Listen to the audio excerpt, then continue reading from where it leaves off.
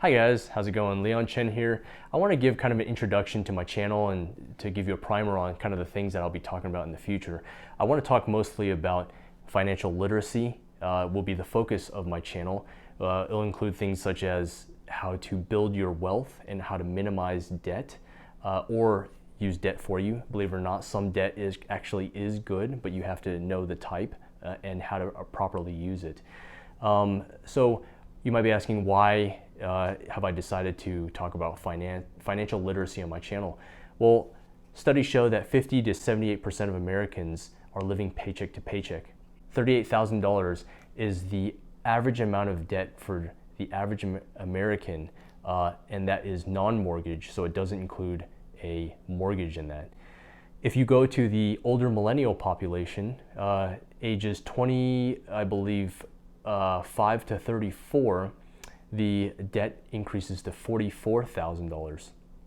In 2016, there was a study showing that 77% of the nation's wealth belongs to 10% of the population, which leaves a meager 23% of the nation's wealth to the rest of the 90% of the population. So how do you get into that 10% of people who own the majority of the wealth in the United States? Through financial literacy. I'll give you a hint. Asset prices increase significantly faster than wage increases. If you don't know what that means, that's okay, because on my channel I'll be talking all about that. So I got you covered, okay? Financial literacy in our society is considered a conversational taboo. I remember that one time I went out to a restaurant here, the waiter had kind of given his spiel about like, oh, our special for today is the mozzarella cheese and dripping, and it's so delicious, yeah, yada, yada, yada, whatever. And I was like, oh, okay, cool. How much is the price? And he goes, why are you so obsessed with price? And so, that's just our culture. I also remember I had dated a girl before a while back, and she made it a point to let me know how she was sour about how cheap some of her ex-boyfriends were. I don't know if that was a way to kind of signal to me that if I were to do well with her, I had to spend more money on her. In our society, in our education system, we also really don't talk about financial literacy. Do you remember ever getting any sort of information when you were in elementary, middle school, or high school? I don't. Maybe just some a small little brief advertisement for a local bank that wanted us to put our money in that bank. But besides that, I don't remember anything about it, and I learned most of it on my own. For the people that continue to ignore financial literacy, thinking that the government will just, the government will take care of me and, everything's going to be okay, they're sorely mistaken, because the odds are stacked against us. Corporations spend billions of dollars trying to appeal to our insecurities to get us to spend our money. Discover radiant skin like never before with the new revolutionary facial cleansing brush, Lotus. The banking system isn't any better. They charge average of around 20% on credit card fees, give or take some depending on interest rates. Since we mentioned earlier that $38,000 is the average amount of debt, non-mortgage debt for an American, let's say we would assume that that's credit card debt. 20% on $35,000 is over, $7,000. Imagine if that was multiplied by 5 years, that's $35,000. That's a down payment for a house. That's, a college fund for, your relative. You could invest that for your retirement savings. It's a lot. So that's how much that if the bank were to loan you money, that's their interest rate. Now let's take it to the other side. If you were to loan the bank money by opening a interest savings account with a bank, let's say I'm not going to use any names here, but let's say for most commercial banks that you're probably familiar with, most of them probably pay around 0.01%. It's okay if you really don't understand interest rates that well, but just to give you an idea, if you gave them $10,000 in a savings account, how much money do you think that they would pay you in interest? $1. It's $1. Literally, it's $1. So you'd probably be better off just walking around the neighborhood picking up loose change than you would be to put your money into that savings account. So why is it so unfair like this? You would think that the government would probably stop something like this. Well, no. I mean, do you know how much money that the banks spend on lobbying the government? $60 million per year is how much the banking industry lobbies to the government. What is lobbying? Lobbying means that the bank sends an agent who is a professionally trained to influence lawmakers in how they decide to make laws through money. In my opinion, this is legal bribery. I actually remember this really interesting story from Warren Buffett. If you're not familiar with him, I think it would be safe to say that most people will regard him as the greatest businessman and investor of our time, or if not, maybe one of the most famous. He had this story where he talked about this lady had the opportunity to meet him and could ask, have a conversation with him and could ask him anything that she wanted to. So, of course, she asked, I saved up some money, what should I invest in? The question that all of us would ask. So he looked at her and he said, do you have any credit card debt? And she said, yes. Then he said, what's the interest rate on that? And she said, it was about maybe 20%-ish around there. And he said, I think your best investment right now would be to pay off that credit card debt. And that wasn't the answer that she wanted. So, she kind of blew him off a little bit. But then later on, she tried to get around that by asking, well, my daughter just got a $1,000 check from her grandmother. What should she invest in? And he looked at her and he said, she should loan that money to you, because if you're willing to pay 20% in interest, that'd be the best way for her to get some return, because he's saying that I can't beat 20% interest rate, and that really speaks to something that even the greatest investor of our time can't beat the predatory lending practices of the banking industry. So, and the government wants you to spend money. They don't have any interest in you having financial literacy. When the economy is slow, they want you to spend money, and they manipulate you into spending money through interest rates. You don't believe me? Look up the definition of monetary policy. They'll lower interest rates to get you to borrow money regardless of whether or not that's in your best interest, to help stimulate the economy.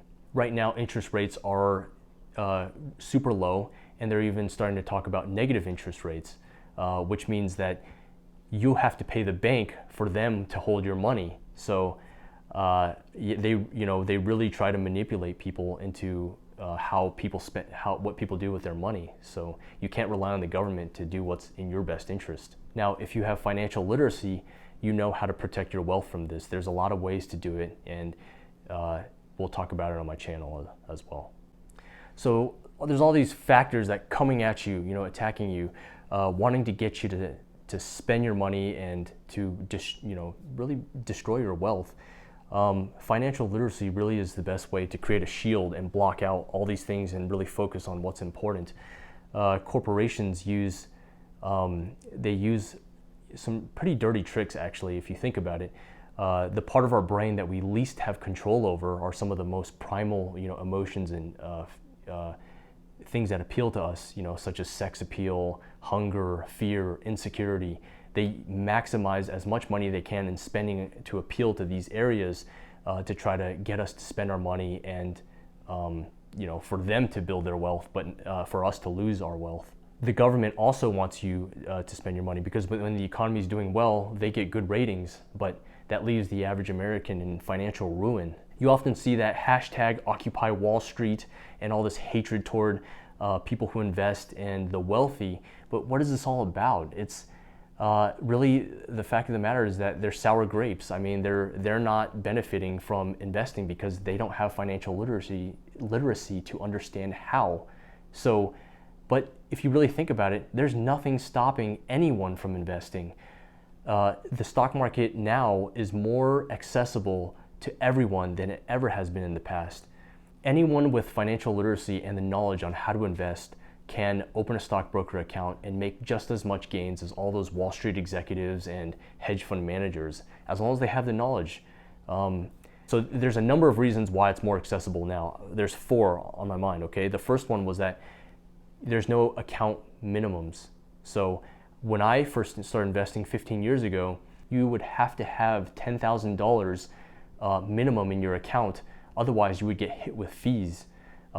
Reason number 2 why the stock market is more accessible than ever. It's commission-free trading, meaning that you can trade as much as you want to your heart's desire and they don't charge you anything. Back when I first started, it was like at least $10 a trade. Reason number 3, it's more accessible. You can buy partial shares. So let's say that you're interested in Google or Amazon, which the stock price is above $1,000, and you don't really want to invest more than that right now. You can buy partial shares, meaning you could just buy a fraction of a share. So you could spend, $300, $400, or less than that if you wanted to invest and still get in on the gains. Reason number 4, it's more accessible than ever. You can do it straight from your smartphone. You just, you could download Robinhood app, do a few swipes, and you've already executed the order. I remember back when I first started trading, I had to do it through a dial-up modem, and who knew if that was going to disconnect? And then I would hit the execute order and pray that it didn't disconnect, because it might risk duplicating my order. And so if you bought $5,000, that's $10,000. And if your account didn't have that money, that would have been pretty bad. I also remember on my dad's generation, he had to pick up the phone and call a human to manually get that order in. And there used to be things like front running. Today's Wall Street has empowered anyone to be able to invest as long as they have the knowledge and the financial literacy to be able to, which we'll be talking about all of that on my channel. It doesn't matter if you make a lot of money as a doctor or if you're living paycheck to paycheck. If you feel clueless about financial literacy, don't worry, I got you covered. I've actually gotten some requests from some people I work with about just making it really, really super simple, and I'd be more than happy to do that. Even if you're a seasoned veteran and you feel like you know a lot about financial literacy, maybe there's a few tips and tricks that you could also learn. If you follow my channel, just to give you an idea of the things that I'll be talking about, okay, so for example, passive income, what they call it, passive income, basically by having your money work for you. So you could be sleeping and you could still be making money. This is as opposed to trading your time for money, meaning that even if you make a lot of money, you still are limited by the amount of hours you have in a day to work. However, if you make your money work for you, you're not limited by anything except for the decisions and the amount of money you have to be able to have that work for you. I'll also talk about how to get better interest rates on things like a mortgage. So let's say that your mortgage was $2,000. Just by getting better interest rates, you could end up only paying $1,800. So that's just free money out of nothing, just having some financial literacy. I'll even show you some real estate investment tricks that I've been learning. I wouldn't say that I'm the biggest expert on real estate, but I am spending a lot of hours learning about it, and we can learn together. Some of the tricks that I know is that you can essentially live for free in a house, and no, not by living on someone's couch. It is actually a way that it's essentially free if you think about it. I'll also teach you how credit scores work and what type of credit cards can give you the most cash back and also build up your credit score as well. For now, I'll just leave you with a link on the beginner's guide to the stock market up here.